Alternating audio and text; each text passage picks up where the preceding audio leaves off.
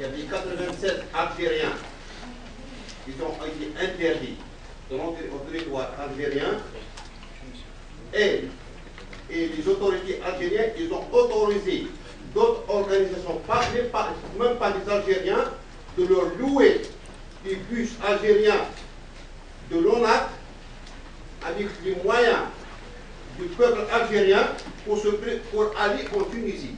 Alors, nous, ce qu'on demande actuellement, moi j'ai été victime, j'étais avec les 96, j'ai été interdit d'entrer par les frontières en Tunisie et ici aux frontières, et ils ne te donnent même pas la parole pour te dire pourquoi. Est-ce qu'on est des criminels? Si on est des criminels qui nous arrêtent. Et ce que je me demande, où sont les droits de l'homme étatiques, les porte-parole du pouvoir? Oui, Keno. Pourquoi ils ne parlent pas de ces gens-là? 87, il y a des syndicalistes, des défenseurs des droits de l'homme et des chômeurs. Quand ils disent, et quand ils parlent sur la question de la disparition forcée, ils disent qu'il y a 97% qui sont indemnisés. Comment ils savent? Ils ont acheté le silence des familles qui disparaissent. Ils ont acheté. Parce que moi, j'ai entré à la commission et j'ai vu comment ils posent la question. C'est la question de la disparition forcée. Hassan, est-ce que tu as une question précise? Oui, je dis que Amnesty, qu'est-ce qu'elle pense de ces violations? Merci. Très bien, merci.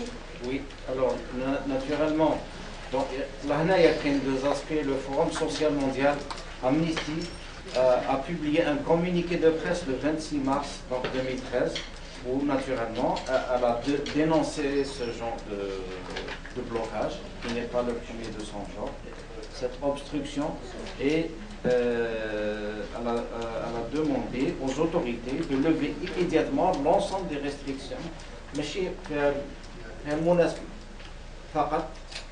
mais à l'occasion de toutes les manifestations pacifiques qui se passent en Algérie. Elle a donné des détails même dans le communiqué de presse, le nombre de personnes, le nombre de bus, 96 personnes, 2 bus, etc. Et elle ne peut que dénoncer ce genre de pratique. Concernant l'autre aspect, SOS disparu, les familles victimes, l'impunité, également, depuis 2005, Amnesty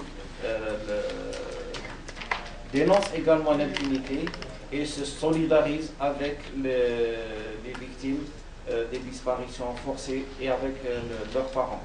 Elle dénonce l'impunité et elle demande que justice et vérité soient établies. Elle ne cessera de le demander, quelles que soient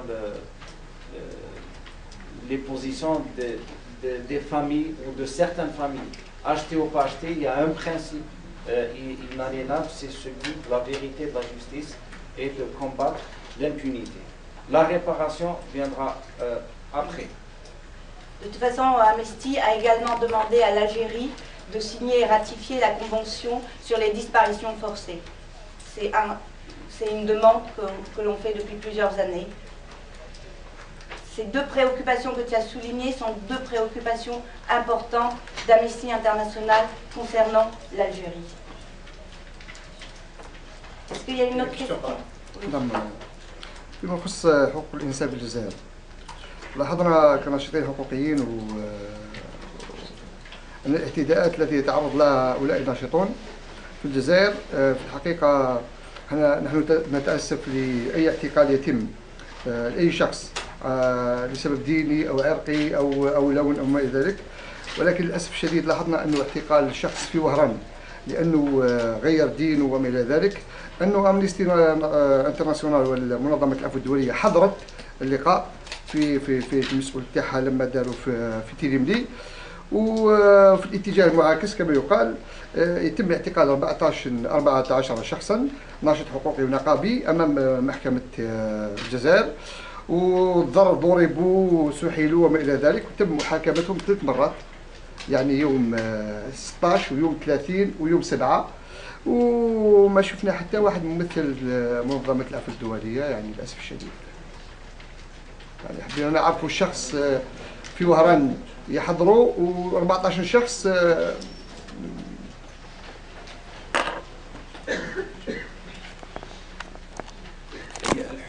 عدم الحضور بناء على المعلومات اللي تكون متوفره لدينا. احنا اذا كان ما عندناش معلومات نو ديسبوزون با دانفورماسيون بريسيز ولا ميم كاين هذه المحاكمه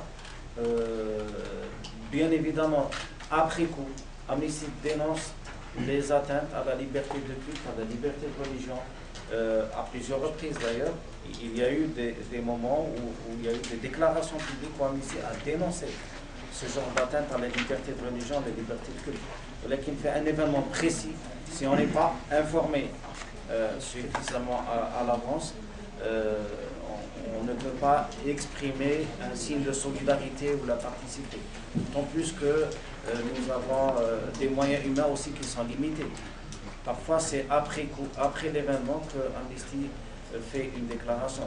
Sinon, quand on est suffisamment informé à l'avance et qu'on a les moyens humains, il est normal qu'on en signe de solidarité. Nous avons assisté au sud, à Ouadla, avec SOS disparu.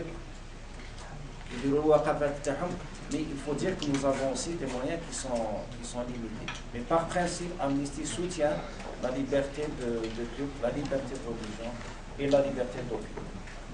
Voilà tout ce que je peux dire.